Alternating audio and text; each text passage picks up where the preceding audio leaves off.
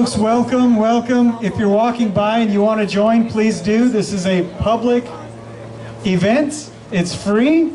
You don't need a ticket. If you find a place to sit, come and enjoy yourself. We're going to be talking about rent control today.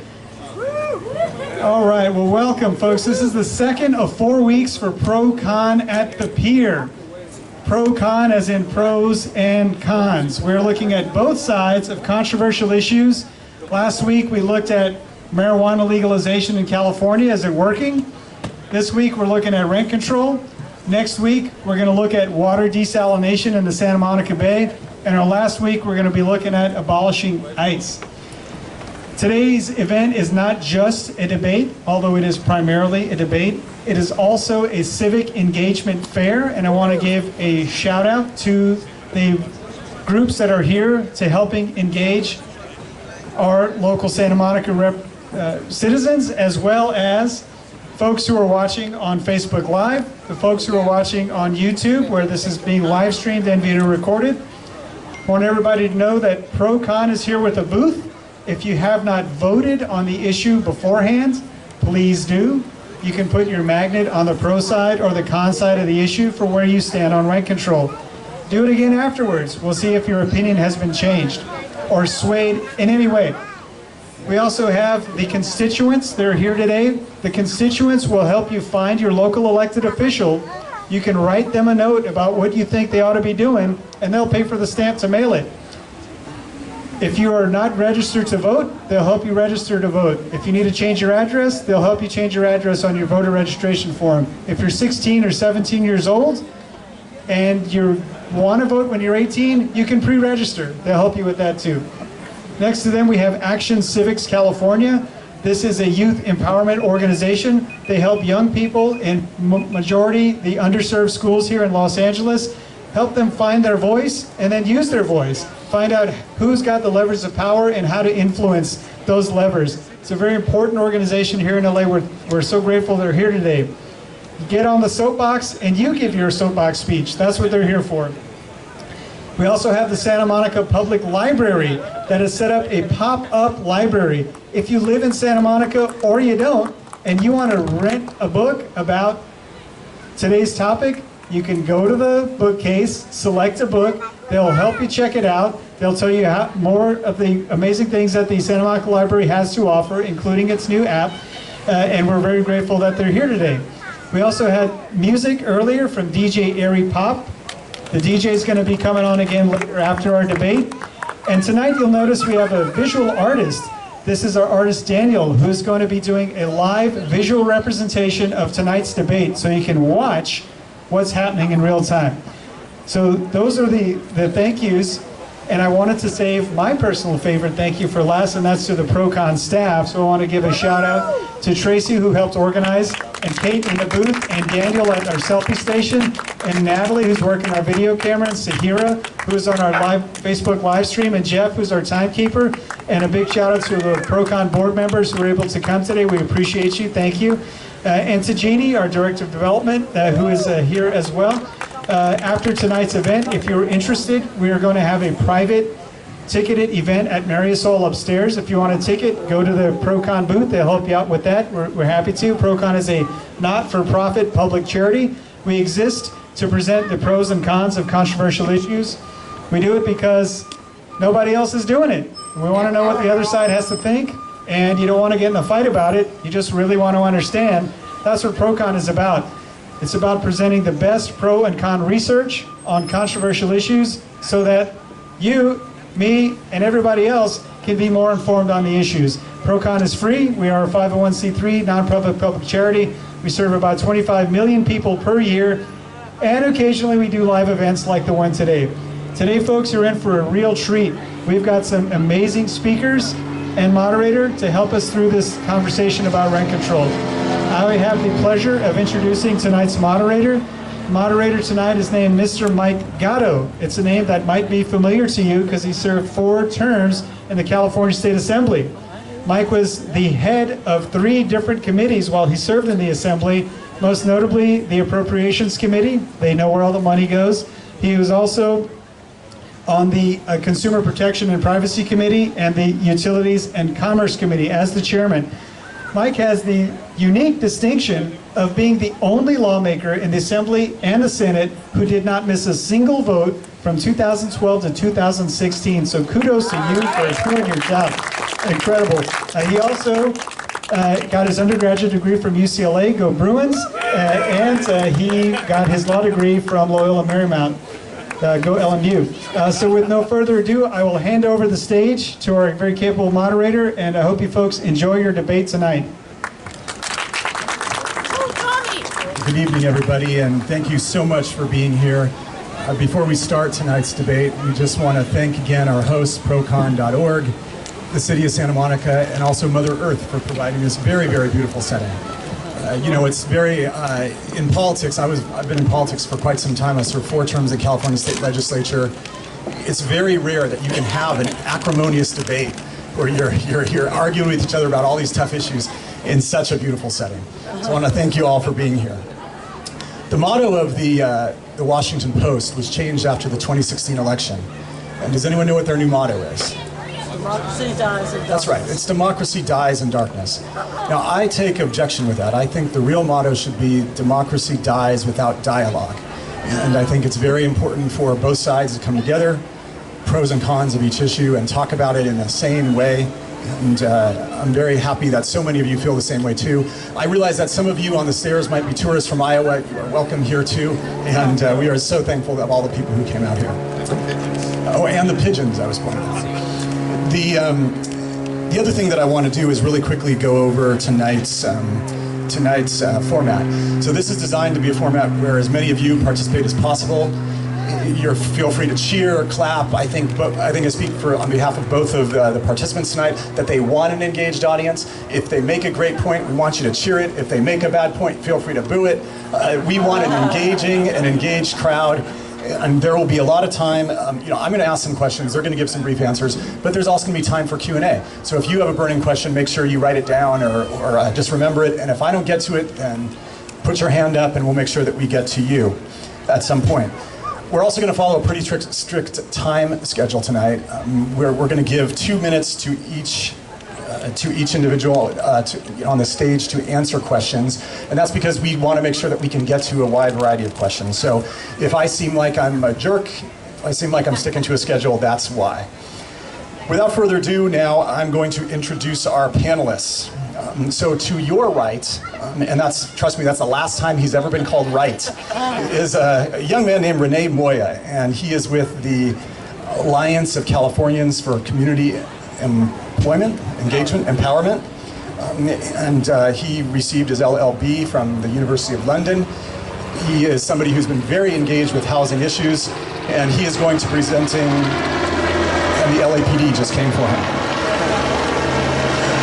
He will be presenting the pro side for Proposition 10, which is a ballot on the November 2018 election, which would implement something akin to statewide rent control.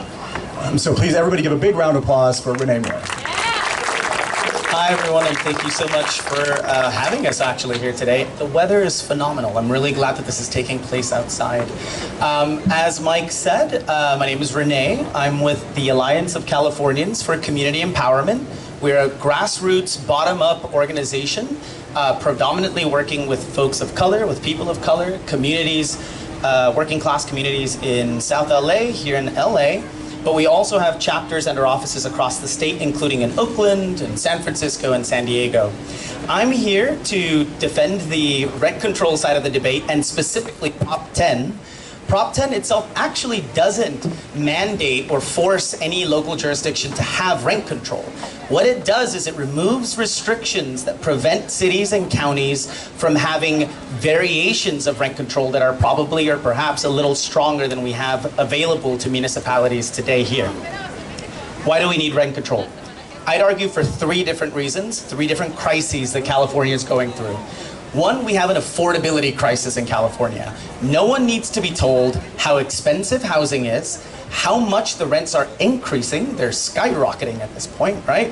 And obviously a lot of families are struggling to pay their rent. That's problem number 1.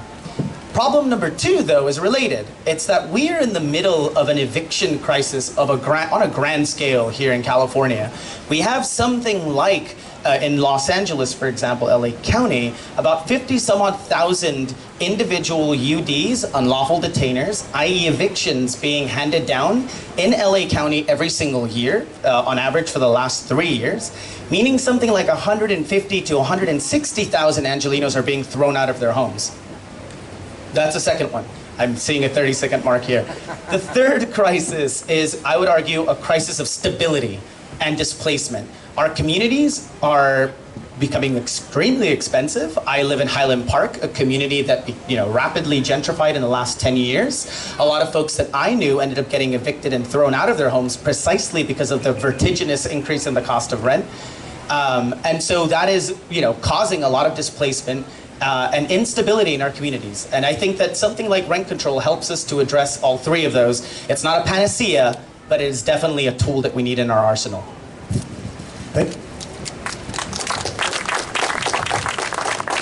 Thank you, Rene. And to my right, to your left, is Stephen Greenhut. He is with the R Street Institute, which I believe is Oh, sorry.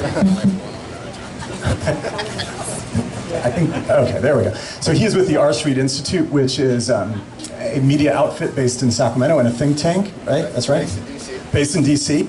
And he also writes a weekly column for the Orange County Register and the family of Pickers. And without further ado, everybody, please give a big warm welcome to Mr. Stephen Greenhut. The Swedish economist Assar Lindbeck said rent control is the best way to destroy a city after carpet bombing. And take a look at Santa Monica, highest rents in the nation. How's rent control working right now? It's not.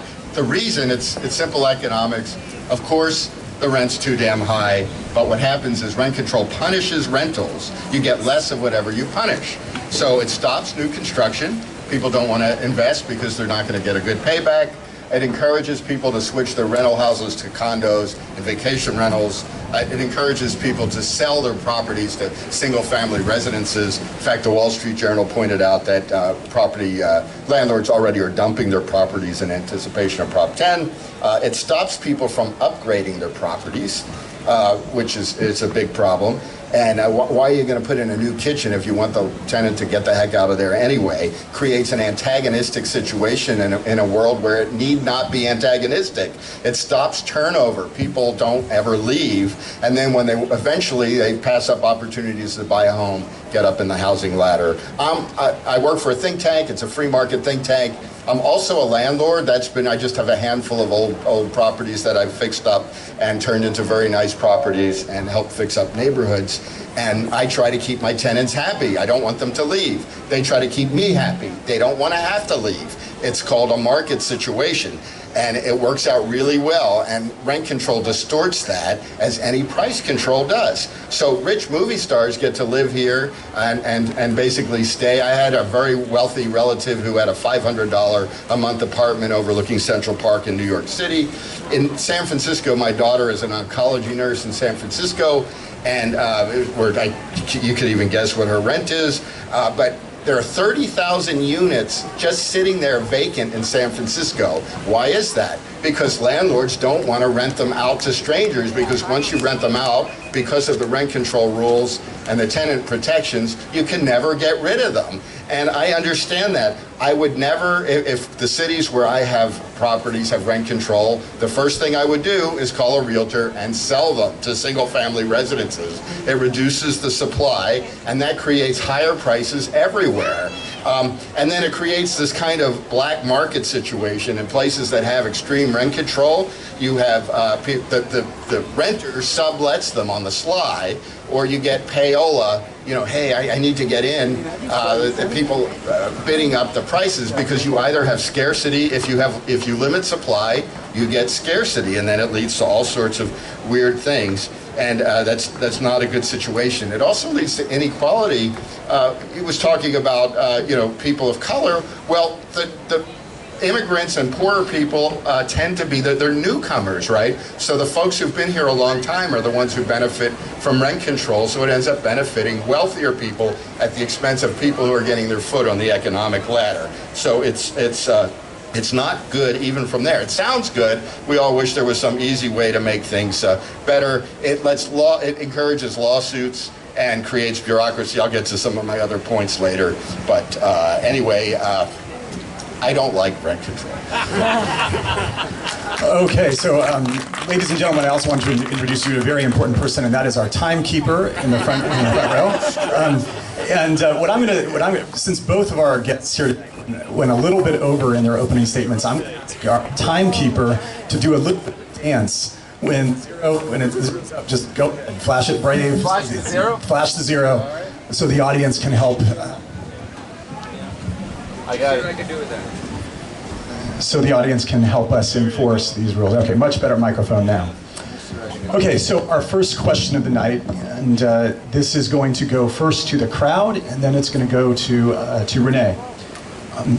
I want the crowd to cheer loudly if they agree with the following statement. We need more housing in Southern California. Okay, so, you know, as a politician, somebody who tries to stay engaged, I hear this concern all the time. We need more housing in Southern California. I hear commentators on the left, commentators on the right, economists on the left, economists on the right, they all agree with this.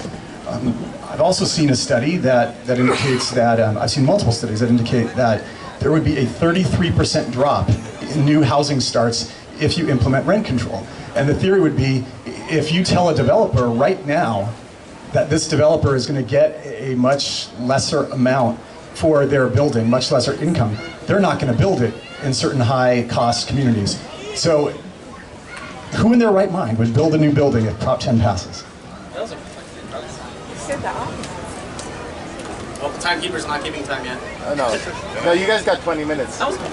Yeah, you guys can just stop. Can I borrow your mic? Why don't we just all use the same mic? Yeah, That's the one that works. We'll just pass it. Hello, hello. Oh, excellent. That was a very loaded question. Extremely loaded for a moderator, in fact.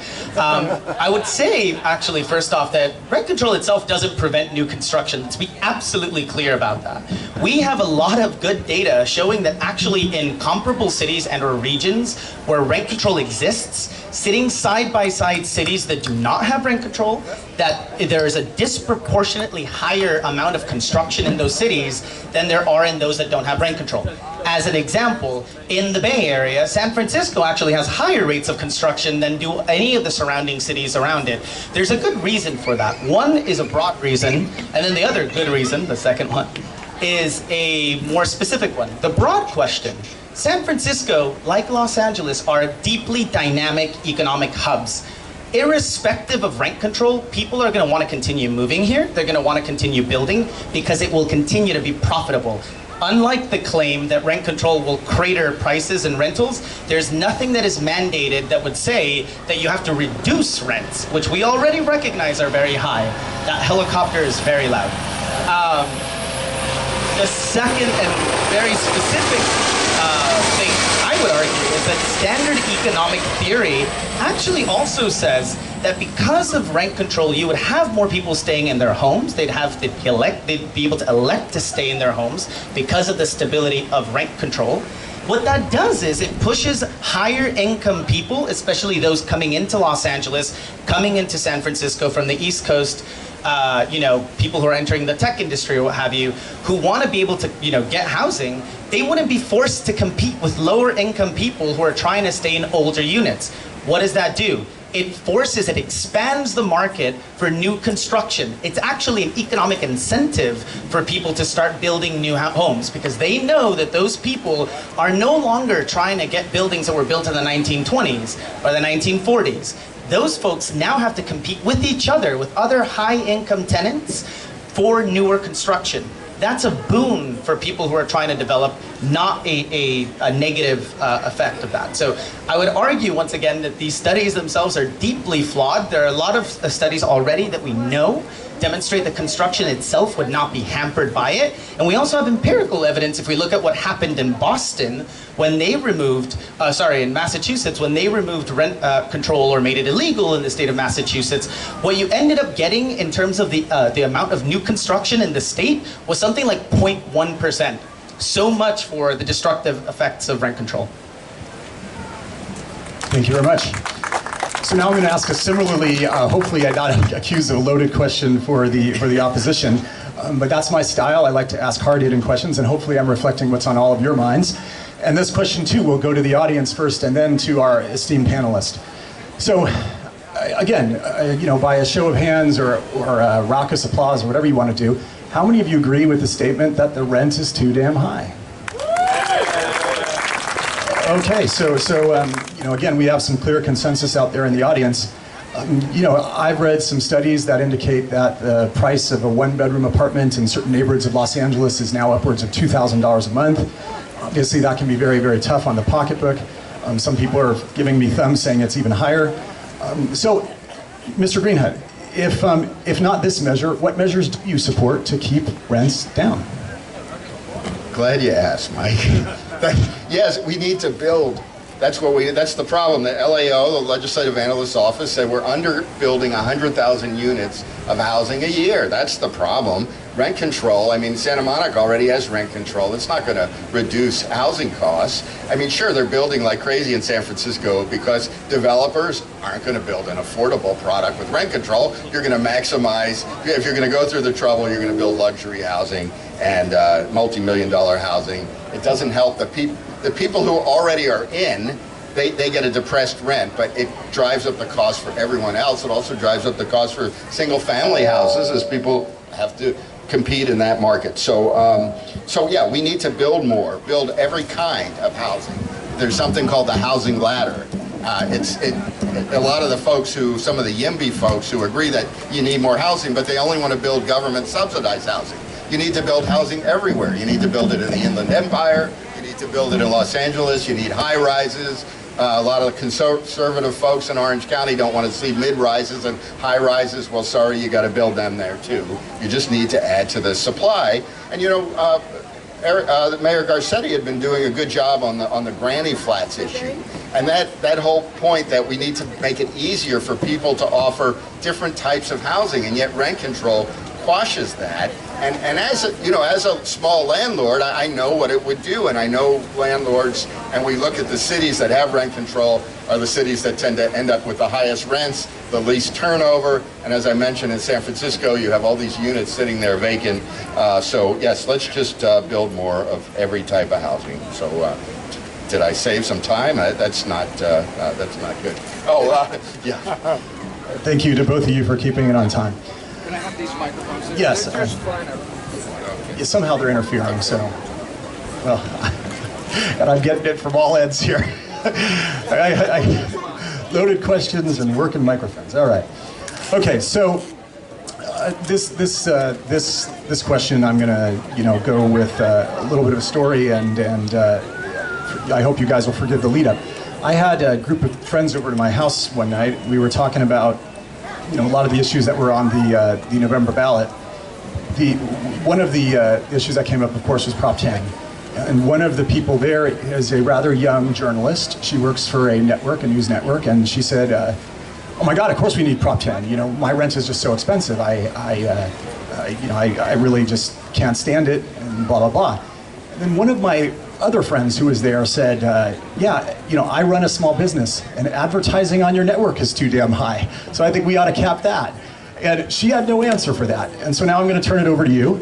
I'm going to ask you, why not caps on advertising for small businesses? Why not caps on the food costs of these restaurants? Why not price caps everywhere? We don't live under billboards, hopefully. I would argue that housing itself is a different type of quote-unquote commodity. It's the reason why we don't treat it the same. Or we shouldn't treat the same, I'd argue. Apparently these microphones. I would also just want to respond to a couple of the points that folks have been making. I find it ironic, actually, that the party opposite keeps on mentioning the rent prices in Santa Monica. One of the reasons why rental prices are so high in Santa Monica is actually because of the Costa-Hawkins Act, the law that Proposition 10 would remove or repeal. Now, why? a Santa Monica study by the Rent Board actually found out that one of the 3 provisions, one of the bad, nasty things that Costa-Hawkins does is impose this thing called vacancy decontrol.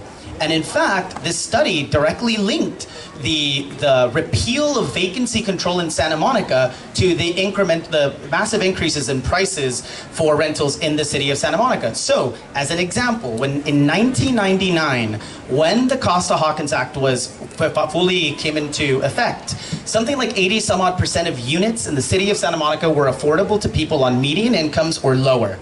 10 years later, because of vacancy decontrol that exists right now that Prop 10 would overturn, that number had fallen to 14%. We want to talk about why Santa Monica is expensive.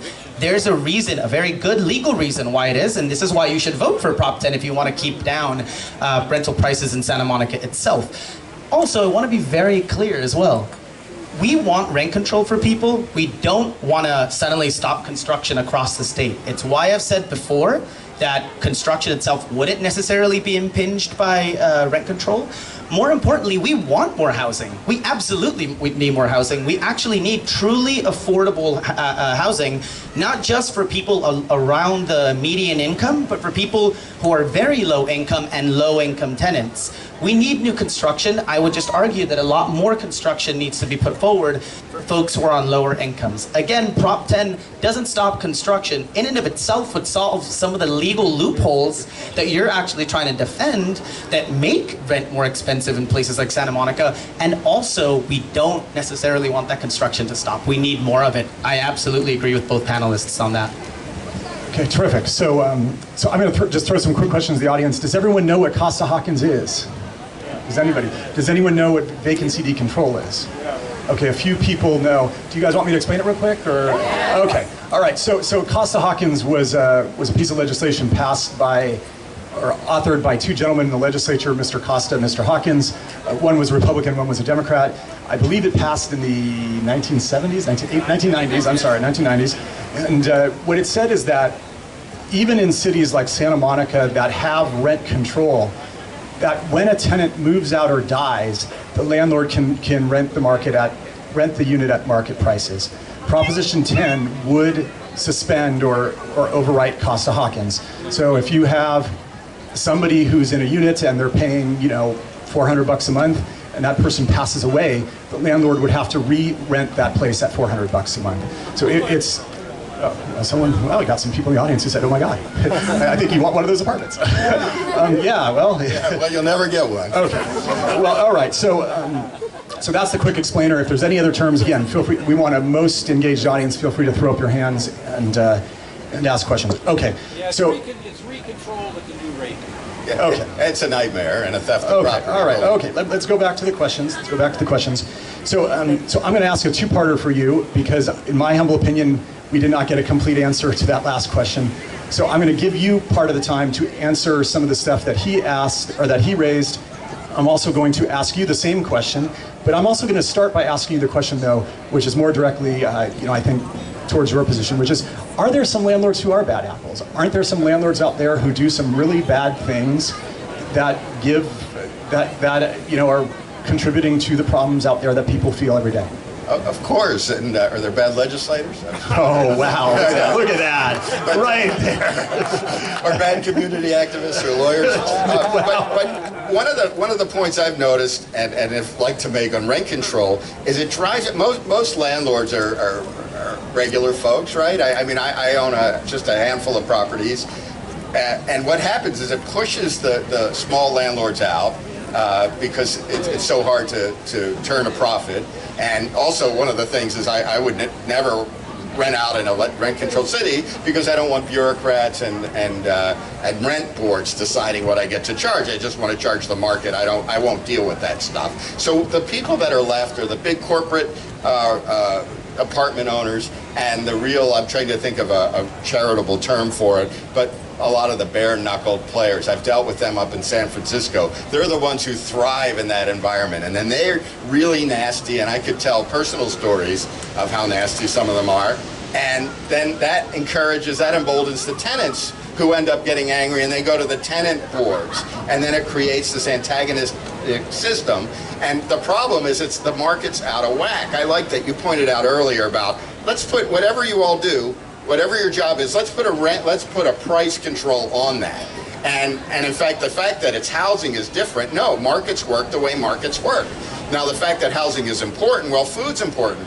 Let's try putting food price controls on food, and let's see how long it takes before we have bread lines. And it's the fact that it's so important means that we need to let the market work so that we can get an equilibrium, and then you'll get more good guy landlords. And there are bad tenants too. I could tell stories about tenants who've trashed my places. It's human nature. So a market system where the renter and the landlord need to win each other's approval, because, you know, when you sell something, you put something on Craigslist, whatever it is, you try to find the price that will sell, and that's how the market system works. Having a government board sit there and oversee everything you do. And on vacancy control, can I touch on that? If you have time, he's the boss. I am. You guys got 5 minutes left. Oh, we're talking for these question answers. Oh, no. Why don't we stop there? Okay, cool. And let's go to some additional. You're falling down on the job. Okay, so we already talked about Costa-Hawkins. We explained what that was. We explained what Prop 10 would do to it. There's another change in Prop 10, and I'll announce beforehand that I'm going to ask this question of both people on the panel and throw it out to both of them and get their opinions of why they're for it or why they're against it. One of the other big changes that Proposition 10 would do for current law is it would impose rent control on single-family dwellings. Right now, single-family dwellings are not covered by rent control. If there's a grandmother who wants to rent a room, she can rent that room. If there's a wealthy real estate investment trust that owns 10,000 houses, they can rent that house without rent control. Prop 10 would change that. I'm going to ask you, tell me why, and tell me the pros in favor of that. Then I'm going to ask you why should this not be the case, and tell me the cons against that. And please time each of them 2 minutes. Okay. Thank you. All right.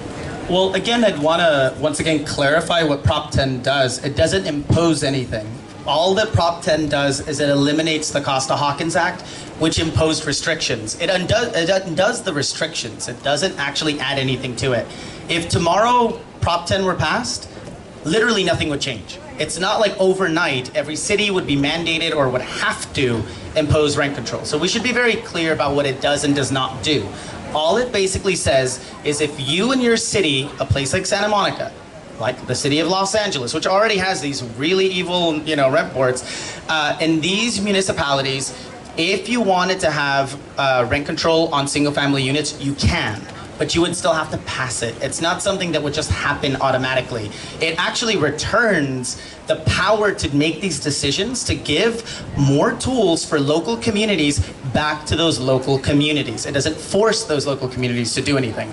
On the pro side of why we would want it on single-family homes, do we all remember what happened in 2008, 2009 during the foreclosure crisis? Lots of people lost their homes. A lot of the people who ended up buying those homes, the folks who ended up buying all of those single-family homes that went and were foreclosed, ended up being or snapped up by Wall Street bankers. It wasn't because of rent control, because rent control had already existed for a number of decades at that point. So I'm wondering, well, why did the corporate landlord suddenly become such a problem in the state of California? It was actually because a lot of people ended up going underwater on their mortgages. They lost their homes. Plenty of those folks then ended up becoming tenants in their own home, because of the foreclosure crisis, because of the banking crisis that none of us had anything to do with, right? So what did that do? Single-family homes in the state of California were snapped up, in the thousands across the state. None of those places can have rent control on them precisely because of the Costa-Hawkins Act. And I'm wondering, does the CEO of Blackstone, a billion-dollar, corporate landlord, do they know what the law in the state of California is? Oh, you can bet that they do. Do Waypoint, do American Colony, do all of these huge corporate landlords not know what they can and cannot do because of this restriction? Again, they do. And all we're saying with Prop 10, allow cities to make their own choices. I would think that someone who is a libertarian and would think that, people should have the choice, the democratic choice to make about what policies that they'd want, that they would support local communities being able to choose for themselves what kind of policies that they should have. Well, we actually believe in property rights rather than having governments force us to do things. But I bought a couple houses after the foreclosure crisis. I bought them up in Stockton and hard-hit cities where every other house was vacant. And they were just sitting there, and they were being taken over by vagrants and fixed them up. So this whole idea that Blackstone, believe me, I wasn't bidding against Blackstone for these properties in Stockton and putting granite counters in, by the way, and turning them into nice homes and putting them back on the rent roll. So all Who's in favor of granite countertops, folks? Give me. Well, yeah, I used to work for Better Homes and Gardens. So that's just nonsense. I mean, federal rules. We know what happened with the banking industry, and the federal rules pushed banks to make a lot of loans they shouldn't have made, and all the mortgage rules are all federally pushed anyway, and people didn't make. People didn't make their mortgage payments, and they ended up, in foreclosure. That's the way the market works. Now, part of the problem in other parts of the country where we allow housing development, like I looked at the charts, like in Texas or other booming parts of the country, when there was the whole problem with the structured investment vehicles and all the shady business, we saw prices go up like this. In California, they went up like this, and then they busted and went down. Why is that? Because it takes so darn long to get a housing development approved in California. I know people who've spent their entire careers trying to get one housing development approved. And we have CEQA, the California Environmental Quality Act, which invites a lawsuit even on projects that everybody seems to like. It's really hard to build houses. In San Diego, 40% of the median cost of a single family house, and that's like $800,000, this is the median price, is due to government regulations. So what happened was we got this run up of demand, and then the bubble popped for obvious reasons, and it went down, and then a lot of people, myself included, bought some foreclosures with our own money and fixed them up, and it's not like some corporate conspiracy. So the idea that single-family homes ought to be regulated because of that is nonsense. And I know an awful lot of people who they have zero. That would be it. We'll go on later. Okay, Mr. Timekeeper, how are we doing on time? You guys are going to do 15 minutes Q&A now. Terrific. All right, we are into our questions and answers from the audience portion of this program. If you have a question, just put up your hand, and I believe everybody there is our Executive Director of ProCon, Mr. Kami Akaban, and he's right there in the back in the dark blue shirt. He will come find you, and we'll get questions asked. So, all right, so who's got questions? All right, we're going to go to the gentleman in the back with the sunglasses on. The guy who wants the $400 apartment. Yes, the guy who cheered for the $400 apartment. Hi, it's been a really engaging debate, and my question centers around the following. I'm moving up to San Francisco, and I understand what you're saying, how they are building new units, but also to his point, these units they're building are very high luxury, and in fact they're going for the same market rate as you would for a 1920s building. And you brought up mentioned the fact that in San Francisco, they're not seeing the same sort of rent distortions in their surrounding communities. I'd like to bring up Marin County as a counterexample to why I think that argument is flawed. So Marin County is not only one of the most affluent counties in the state, it's also one of the most unequal and segregated in terms of their community. This is mostly due to the fact that they cannot add any multifamily units to their county. George Lucas offered to build low-income housing on his own ranch with his own money, and the community would not let that built because they did not want those units going in. So my question to you is, if, as an advocate for rent control, are you willing to couple that with a deregulation of the building codes in the state to allow people to build more units, to allow people to get into the income ladder to move up in the path? That's a good question. Again, we want construction as a whole. I would argue, of course, that the way in which you deregulate those units has to take into account what the actual effects of the deregulation of housing, permitting restrictions look like. I do actually think that's unfortunate that in Marin County you can't build more housing. I know recently we had a situation like that in LA, for example, not quite in the same way, but around shelters for the homeless. Personally, I would want those, affordable housing units to be built. I would argue again that that's not, necessarily connected directly to rent control. On the other hand, though, I say this constantly in debates. I say this to people on the street all the time. Rent control, again, is not a catch-all. It's not going to solve the housing crisis by itself. What it does do, though, is it does give us one tool in the arsenal, one more tool in the toolbox that we can use. That's all that rent control does. It doesn't, again, solve the problem with actual construction, new construction, in particular for very low income and low income households. It doesn't solve that problem, absolutely. But that's why we would say we should build more of those units, absolutely. We're not advocates for, tightening housing markets at all, necessarily. I can get into the particulars of what that looks like regardless. Well, 84% of the land in Marin County is permanent off limits to development, and good luck building on the other 16%. And so we have, a median price of like $1.5 million.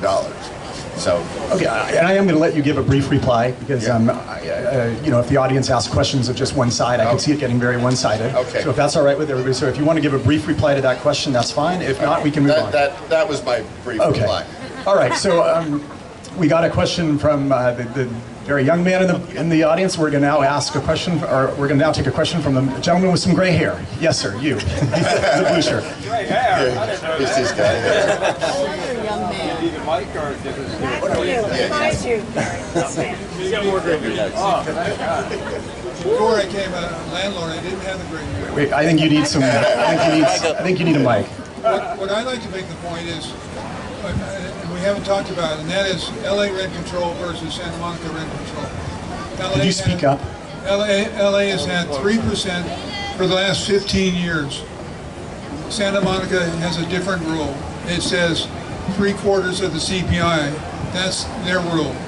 What's happened is 3/4 of the CPI compounded over 40 years of rent control.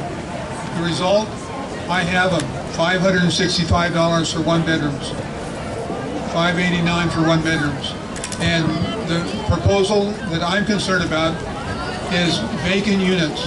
When units come vacant, you're not harming anybody. Leave the existing tenants alone. Yes, you get very tiny increases, but when rents are vacant, they should be allowed to be brought to market. And the unintended consequences is no fix-up, no signs, and whole buildings are dropping in values. Who's going to buy these buildings? Builders. The unintended consequences are going to have a lot fewer units available. The rationale. You had the last one. So, the rationale that the rent board has used for over and over, we have an earthquake program retrofit here. They said, well, you're making so much.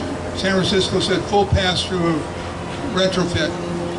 LA said half the retrofit cost. Santa Monica said zero. And the rationale was, oh, you have vacant units, you're going to be able to raise those rents. 27% of the units in Santa Monica have never had a cost of occupancy increase. That's significant. Those units are renting at 25 to 35% of market. And if they're now required, after waiting patiently for 30 years, we're expected to re-rent these units at $550. We're not knuckleheads. Nobody's going to do it. And so the unintended consequences, building values drop. There's nothing about rents. Builders. You're going to get buildings built. Let me respectfully just interrupt. I hate to be rude, but again, focusing on questions. We appreciate your commentary, but we're here for questions. We're going to give this one to vacancy Mr. control. Is it a good idea? No, it's horrible. If you have a and this, what's your name again? Rene. Rene, I'm sorry. Rene here suggests that as a solution for Santa Monica, right? So if you have depressed rents year after year after year, so you already want to get the tenants out of there anyway, but you're not going to invest in the building because you're losing money on it. So of course nobody's going to be building new apartment complexes. Nobody's going to be renting out their single-family homes anymore and then moving to another home. So then you're not even allowed to increase the rent to the market level when it's vacant. So what are you going to do? I know what I would do. Sell it. I'm not going to rent it out. You got to be kidding me. Am I going to be stuck? Am I a slave to somebody else? I have to sell. I have to rent my property below the market to strangers, and then I can never evict them. So what you get is by dribs and drabs, people pull their properties off the market. That's why I love that whole statistic in San Francisco. 30,000 units in a city where the median is around $4,000 a month. That's a heck of a lot of money to forego. People just leave them leave them begging because they're not going to rent them out because they can't get people out of them once they rent them in. And we'll see more and more of this. And anyone who has, Rene, do you have a property or do you own anything? Do you own a car? My mother owns a property. Okay. Yeah. Do you own a car that I could cap what you sell it for? You know, maybe, if you did, that would be fine. It's worthless. Or anything. Right? Okay, well, fine. Maybe put a bottom if you want. Okay, let's wrap up your answer. Okay, Let's go to Rene for the rebuttal. Sure. Because I know there's more questions. I guess I would say very quickly this idea of like there being like this excess number of units that are just being kept vacant because of rent control sounds a little specious, to be frank. Oh, but here, no, that's fine. We can do it afterward for sure.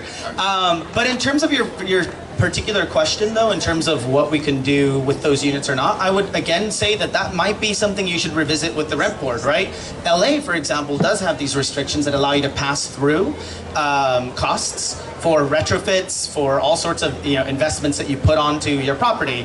I mean, the one argument I would say with respect to vacancy control is, what if you aren't investing anything in your property and suddenly you get to charge triple or quadruple what you were paying before, what the other person was paying before, and you can just say, pay it. That's how markets May work. I finish Yeah. my Okay. response? Thank you so much. So that would be one thing that I would say. And again, in terms of, I can't remember the second part of your question. I think it was about the rent board. Oh, the CPI. That's a good point. Again, in LA, rent increases, there's a floor and there's a ceiling actually for what you can do with rent control. You can find a little bulletin from the housing department, HCID actually, that outlines that. The floor is 3%. Now that means that if inflation is below 3%, you can still charge a tenant 3%. Mind you, wages aren't keeping up with inflation to begin with. 3%. You know how long we've had 3% as the bottom for HCID, for rent control in the city of Los Angeles? We've had it since the early 90s because inflation has been so low for that long that we haven't had to raise it above that. But if we did, the actual rent control rate would increase along with it. So with inflation. So in general, costs do keep up with it.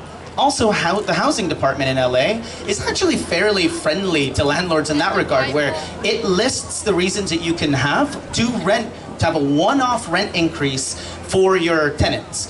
That can be, for example, if you're actually losing money on your property. Why? Because the state of California mandates it. It's literally baked into our constitution that landlords have a fair right, they deserve a fair return on their investment, sorry. Which means that, again, a landlord can't just be losing money willy-nilly without that being taken into account by the rent board. So what I would say is, again, there might be local restrictions that probably do need to be discussed or maybe thought through a little bit better. But I think that the proper place to have that debate would be not in Sacramento, it would be here in Santa Monica or in LA or in San Francisco or in Berkeley or wherever. Alrighty, thank you. We got a couple more questions. I've seen a gentleman in the far back who's been in the cheap seats, who's been raised his hand, the guy with the sunglasses. Yes. Thank you for the opportunity to ask a question. So the one area of common ground that I was hearing is that both pro and con on rent control think part of the solution to the housing crisis is building more. Absolutely. Currently building more, and that question of whether that happens is left up to about 500 jurisdictions in the state. So who gets them to build more? What's the role of the state government in facilitating more housing at all income levels? Okay, and guys, let's keep our answers to this to 1 minute, because I'm looking at the timekeeper, so 1 minute to you first, and then actually, it's your turn to go first. Yeah, he's going to go first. I think that's a very real problem. In the city of Los Angeles, I saw a statistic, or I think it was the county, that said that there's like an overhang in the number of units that have been built for luxury housing. Something like 300,000 excess units have been built, for example, in the top tier of housing, and there's been a massive shortfall in lower income housing, right? I would say that maybe a lot of the programs that were meant to help with those things haven't been probably managed very well, and it's a reason why you're not seeing more housing being built for lower income or very low income tenants, who are predominantly the people that I work with at ACE and in other spaces that I operate in. I also actually volunteer my time, quite a bit of my time, trying to help tenants who are in crisis. So again, there have to be like some policy mixes, a change in the policy mix that we have. In fact, the coalition that ACE is a part of, the Alliance of Californians for Community Empowerment, we're part of a broad statewide coalition of about 70 organizations, including unions and legal firms and all sorts of folks, who actually every year we release an agenda, a number of bills, a number of policy proposals that we hope that the state takes up to be able to solve some of these problems that actually exist, alongside with a broader coalition. Oh, sorry about that. Thank you so much. All right. Okay. Good question. There's some things to state, some low-hanging fruit. CEQA reform. Did you ever notice that any time a politician in Sacramento has a pet project, like Darrell Steinberg wants the arena built in Sacramento, what's the first thing they do? They exempt them from CEQA restrictions, but they won't for anything else. So that's one thing. But we can't build our way out through state funding of low-income housing. There's a housing ladder. Poorer people need to get in on usually older properties. That's just the way it works. Even Governor Brown says we can't, there's not anywhere nearly enough money. And then Senator Weiner from San Francisco, he proposed a by right development bill. I forget the number of the bill, but it would have just limited around transit corridors and in different urban areas. It would allow developers to by right build, provided they follow a set number of rules. That got killed. We need that wouldn't be bad. Sometimes preempting local governments. I still write for the Orange County Register. I found even in conservative communities, everyone feels like, hey, we have enough congestion anyway. And what happens is that's part of the problem. Local governments could be problematic. So Rene talks about, oh, locals will be in control. Well, can you imagine a local government official campaigning on, I'm gonna allow your rents to go to market rates. It's a lot easier to do magical thinking and just say, hey, we're just gonna cap rates and it's all gonna be good. And by the way, you know, democracy isn't magical thinking, I would argue. No, but some things are not. You see, some things are not democratic. If you look at how the system was controlled, that's not democratic what you get to say. We don't vote what you get to say. I don't get to vote what you do with your life. I don't get to vote what you buy. I don't get to vote on what you are paid. So there's certain things that are democratic. Well. I mean, we have them against drugs, but for example. Keep talking. You want this bureaucratic. Okay, gentlemen, back to rent control. I believe we have some more questions in the back. There's another young man with sunglasses on who's been jumping up and down in the back. And right there. Thanks for calling me young. There was a very comprehensive study released. I wonder first whether the panelists are both familiar with it. The Stanford study in December 2017. I'm sure Mr. Greenblatt was very pleased with the conclusions. And Mr. Moya, you may have some thoughts on why you think that's a flawed study. The results of the study concluded that in rent-controlled districts, there is a 50% decrease in supply in rental housing and a 5% increase in the cost of rental housing. So, I guess the answer, since it supports your position. Love the study. What is your response? Obviously, you're very articulate. Thank you. I assume you're a lawyer, so I'm not. Okay. I'm a broke organizer. And Let's what am be I, very chopped clear. liver? Okay. So we've heard a lot of opinions tonight. And it seems to me the solution to this problem, the conclusion should be rooted in some empirical data. So you're presumably, you think there's some flaws in this study. So. Absolutely, actually. There have been a number of really good studies coming out to rebut that. On the one hand, I would say that that type of units that the study looked at were actually fairly minimal. I think it was like duplexes and up to 4 units or something that it included on the one hand. On the other, ironically, what it didn't seem to tackle were the 2 loopholes that are actually bedeviling the housing market in the state of California. Again, one being the Costa-Hawkins Act, which prevents all of these, or puts all of these restrictions on rent control across the state. The other little tiny law that it didn't take into account at all in this is the Ellis Act, which ends up destroying rent control units across the state. And we see wanton abuses of that law actually constantly. There's not a day that goes by where I don't see landlords abusing the Ellis Act itself to get rid of tenants of rent controlled units to be able to bring them to not market rate, I suppose, at $3,000–4,000 a month. So the study itself absolutely had tons of problems with it. I agree that we need empirical studies. I would say that the Stanford study was definitely not it. Terrific, thank you. Rebuttal. Can I just say also that we actually jokingly call it the Goldman Sachs study for a reason as well. Well, then can't argue with that. No, the whole I don't know the specifics of the study, but if you punish something, you get less of it. Rent control. Rene keeps talking about, hey, the rent board will do this, and so how would you like in any area of your life, before you make any substantive decision about what you do, whether you're a restaurant owner or a car dealer, you have to petition a board of officials who have a vested interest in keep giving people free stuff or lower cost stuff. the basic idea, in our society is that markets work, and they do. They create, when there's a financial incentive to create rental housing, people will create rental housing. I've just been shopping for a car. I think the cars are too damn expensive. Now, if the car I'm looking at that costs $25,000, if the government comes in and says the dealer can only charge me $20,000, what's going to happen? You're going to have an increase in supply. The dealer's not going to make any money on it. You're going to increase in demand, a decrease in supply. You're going to have people waiting in line. Used car prices are going to skyrocket. People are going to not have access to cars. Okay, Mr. Timekeeper, how are we doing in our Q&A session? 1 minute closing. Okay, we are already to closing remarks, apparently, according to our timekeeper. All right, so we're going to go to our to Rene on my left, who's going to give a 1 minute final statement, and then we're going to go to Stephen on my right, who's going to give a 1 minute closing statement. Rene. Again, rent control keeps people in their homes. Prop 10, which would allow cities to be able to choose what kind of policy or what kind of rent control they want, doesn't impose rent control on any city.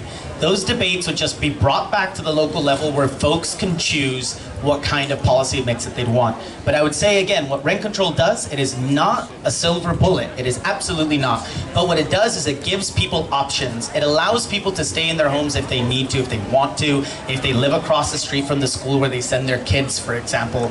Oftentimes I've seen plenty of folks who have been thrown out of their homes as a result of folks not having rent control. It happens constantly. So what rent control does, it allows people to stay in their homes, it keeps communities stable, and I think these are things that we should all be in support of. I would also add on top of it, quite a little bit separately to the rent control thing, once again, Prop 10 is a democratic initiative. It allows us to choose what we need locally. We're not asking the state to impose anything. We're asking the state not to impose some things on us. That's all we're saying. Mr. Greenhut. Yes, it exacerbates the problem we have now. The rare agreement we had tonight is that we do have a housing problem. The rents are too high. There's not enough housing construction. Everyone seems to agree with the fact that the state is underdeveloping housing. But rent control does the exact opposite.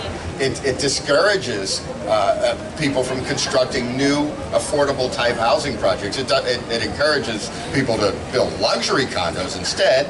It encourages people who already rent their properties out to turn them into condos, to rent them out as vacation rentals.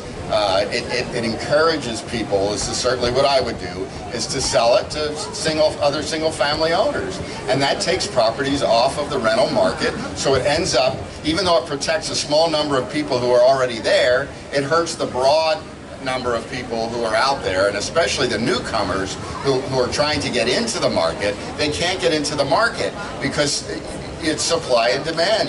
Just because housing is important doesn't mean supply and demand doesn't work. So rent control is a dangerous thing, even if it's clouded in the name of democracy. The majority of people are renters in the city that we're living in, LA, you know. Okay, folks, well, the sun is setting behind us, and the sun has set on our discussion, but our discussion need not end. You can go to procon.org and get completely unbiased, nonpartisan issue. No, it's true. Procon.org, its mission. It's a 501c3. It has research, documented, cited, completely nonpartisan, completely unbiased, pros and cons, 5 of them on all of the major issues. And you can visit that and continue the discussion. So thank you so much for being here tonight. Guys, let's give a big hand to Stephen, to Mike, to Rene. We had a terrific discussion about rent control. I have a couple thank yous and a couple announcements, and then we'll be on our way. For the thank yous, of course, to our panelists, that was really tremendous. I learned so much about this discussion. I really did not know much about rent control, and now I feel like I'm better educated on Prop 10. So that was the point. Thank you for that. Also, I want to announce that next week, again, we're doing this again. Have any of you been to more than tonight's session? Yeah, all right, our regulars. Well, next week is going to be about desalination. That's taking this Pacific Ocean water and filtering it so that we can give fresh water to Los Angeles. Is that a good idea or a terrible idea? We'll find out next week. And then the week after that is about ICE. We've seen it in the news a lot. Should we abolish Immigrations and Customs Enforcement, or is that a terrible idea? We're going to find that out on not next Monday, but the following Monday. So keep coming back. We want to see you as regulars. And if you want to continue tonight's discussion, where you can join us for dinner, we're going to be upstairs at Mariasol. If you want to purchase a ticket to come to dinner, please go see the folks at the Procon booth. And with that, I want to say the booths are open. If you want to register to vote, do it. If you want to check out books from the Santa Monica Library, do it. If you want to get up on the soapbox and say what you think about rent control, do that. If you want to write to your elected official with your views on rent control, do that. That's what these booths are for. Please go and enjoy. Our DJ Eric Pop is going to be playing music for the next 30 minutes, so hang around, have a dance, engage, become better engaged and informed citizens. And I do want to thank, finally, and our biggest thanks, Santa Monica Pier, of course, for hosting this event. Thank you, Nagin, and the crew at Santa Monica Pier. And thank you to the funder who made all this happen, the Arthur and Rupe Foundation. We are so grateful for your support so we can do this great event for the community. We'll see you next week, folks. Thank you.